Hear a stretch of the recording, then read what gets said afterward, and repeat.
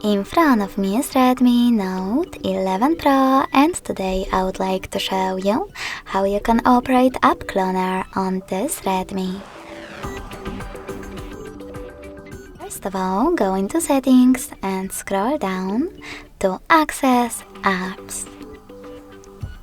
Now click on Dual Apps and tap on the switcher next to one of your apps that you wish to clone, like Amazon Shopping.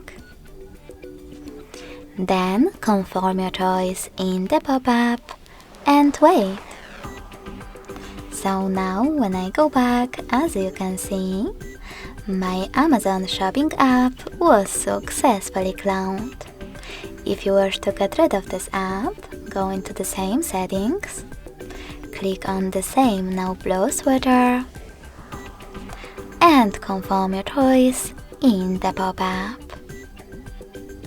Thanks so much for watching. If you enjoyed this video, smash that like button, comment, and subscribe. Bye!